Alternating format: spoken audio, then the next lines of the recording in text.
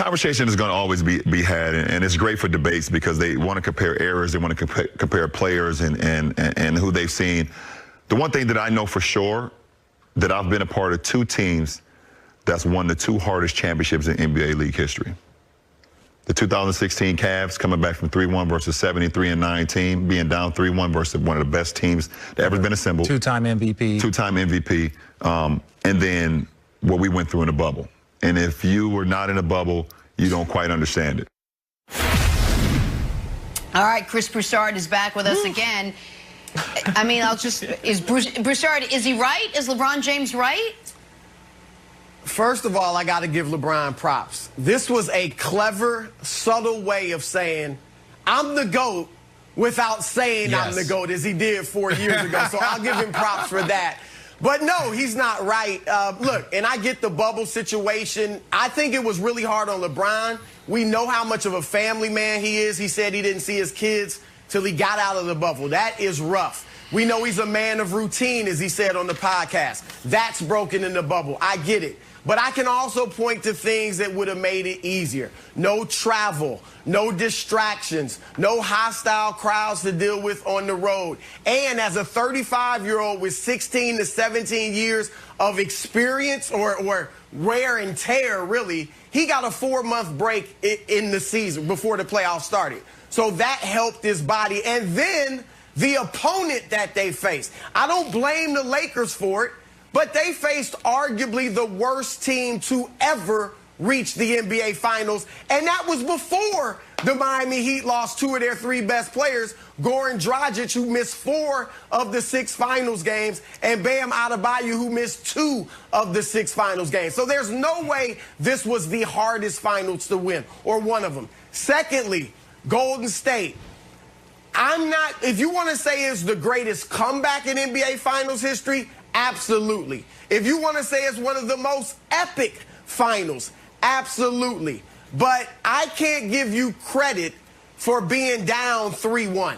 That Golden State team that won 73 games was not unbeatable, obviously, but they were down 3-1 in the Western Conference Finals to Oklahoma City. Oklahoma City choked. That's the only reason Golden State even got to those finals. So being down 3-1 to that team, I can't give you credit for that, especially when, if you look on paper, I got LeBron James, Kyrie Irving, and Kevin Love, and I got Steph Curry, Klay Thompson, and Draymond Green. I kind of like this trio over here with LeBron, the best player in the world. So the talent was very close. You didn't need to be down 3-1. So it was a great comeback, but I can't say it was definitively the greatest finals win or hardest finals win in history.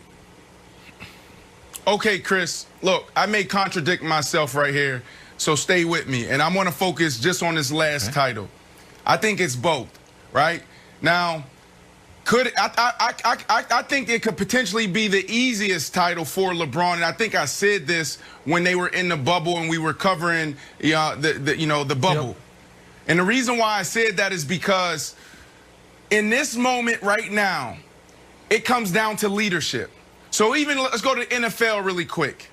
You got the Seattle Seahawks, the Pittsburgh Steelers, the Chiefs. The reason why the Saints, the reason why these teams are playing well is because of leadership. You have so many different protocols that messes up your routine. You got to be able to pivot every single day. You got to be able to lead young guys in the locker room. And when you look at the NBA, who is more equipped and capable than LeBron James and the Lakers? So for that reason, I thought that they were in a perfect position. They had the edge going into the bubble because of LeBron James. So I felt like this could potentially be his easiest title ever. Now, why is it hard? Why is it also the toughest? Because routine is everything. We're talking about this guy playing at a high level at age 36. You don't play at a high level this long and consistently without taking care of yourself and having amazing routine in place. I look at my routine. LeBron James is on record saying he spends over $1 million on his body. It took me 45 minutes just to prepare myself to get in bed at night. Why? Because I had to have my late night might snack 2 scoops of protein, around 50 grams of protein. I would take that. And then I will also hook up electrodes to my body, art therapy. I'm taking notes. So I would have all this STEM stuff set up on my body. I will also sleep in an infrared bed, heat set at 100 degrees. And I'm also switching in the middle of the night to aqua pants where it was everything from the waist down was ice. I say all to say this. As a high-performing athlete, you have to have a routine in place. You have to take care of yourself. MAT, ART, chiropractors, massage therapy. There's so many gurus that you work with day in and day out, not just to get to the next game, but to get to the next practice. So for me, I'm probably contradicting myself, but on one end, because of LeBron James and his leadership ability and how he's able to evolve and pivot and just focus on the mission at hand, it was the easiest. And then on the other side, Kevin, it was the toughest because of the disruption and routine and being in that bubble. That's a lot of prep. Poor Jimmy Butler only brought that one little suitcase that he had to pack himself on the commercial in his cowboy boots. He didn't have any of the infrared, 100-degree bath. Okay, so Nick, the question is this. Does this matter? Does this matter at all? Do you give credence to how hard the level of difficulty of your championship should matter in the GOAT debate? Because, Broussard, you did a good job mentioning it. After they beat the Warriors, he did the little conversation, and he was like, you know what? That right there, that made me the greatest of all time. And everybody got early cuts of The Last Dance, and it was the Jordan, like, what? So do you think that level of difficulty matters? Of course it matters. And I'm going to put the bubble in a bubble. LeBron says if you weren't there, you don't get it. I wasn't there. I don't get it. I agree with Broussard as far as like the opponent in the finals. It was a atypically weak opponent in the finals. So set that one aside.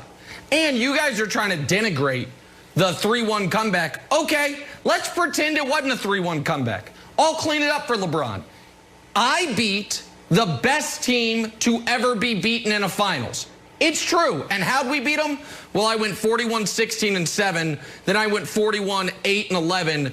Then I went 29-11-11 with the best defensive play in the history of the league, and the free throw to ice the game. So whether it was 3-1, 1-3, 2-2, 0-4, don't matter.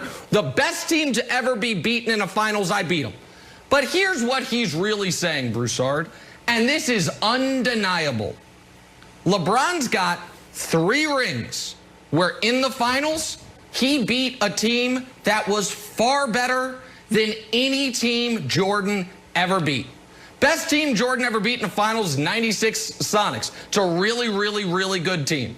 Don't hold a candle to the Thunder with KD, Russ, and Harden. Don't hold a candle to the 4 Hall of Famer San Antonio Spurs, and certainly don't hold a candle to a team that evidently was just right for the picking, the 73-9 Warriors with a unanimous league MVP as the defending champions. And if we want to take it further, Broussard, if you look at the 16 LeBron and MJ finals appearances, and we ranked all of the opponents, the 7 hardest belong to LeBron James. That's the point he's making, and he's right about it. So 3-1, not 3-1, bubble, no bubble. Throw that title out. He didn't need it. He was already the GOAT. But that is, I think even Chris Broussard, who when he's not a Clippers fan is a Michael Jordan fan, would agree with that. The hardest finals opponents are all on LeBron's side of the ledger. I would not agree with that. And I'm also a LeBron James fan, but that is just patently false. Just because the Nick Wright Tears Committee says so doesn't make it true. You just totally, that young Oklahoma City team where Kevin Durant, Russell Westbrook, and James Harden were babies, that team was better than any in the conference finals Jordan beat in the finals. Yes. Are you serious? Yes. There's no way. I am serious. You are overlooking the Utah Jazz, who beat great teams in the West to get to the finals. That's not how you measure a team. You don't just say, oh, they got this many Hall of Famers. They got that many Hall of Famers. How about wins? How did they work together? How did the chemistry come together? Those Jazz teams, wins can depend on the weakness of the league at that time. I mean, seriously, look, in San Antonio, Tim Duncan was well past his prime. He when was the Miami first team Heat All-NBA. beat San Antonio in the finals. Wrong. Look it up. He was wrong. well past his prime at that point. He's first team All-NBA. And Kawhi Leonard He's the top was a 5 player in babe. the league. Stop it. Correct. Stop. Oh, I agree. Kawhi wasn't that good. Hey, what I about agree. he was in his Now, prime that's a that good year? take. I agree. Kawhi was not that good. All right, by the way, because America demands it, actually, Broussard, I've got something for you. You go ahead. Sorry. Go ahead. Nick, one of the finals that I would say was one of the hardest, if you want to go that route, it was also against LeBron.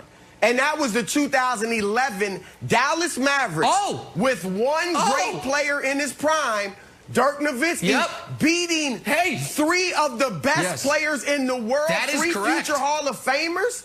That, I mean, so Broussard, I got we something can look for at you. this many ways, I got something for you. But how do you... Hold on, Broussard. I got something for you. The hardest championships ever.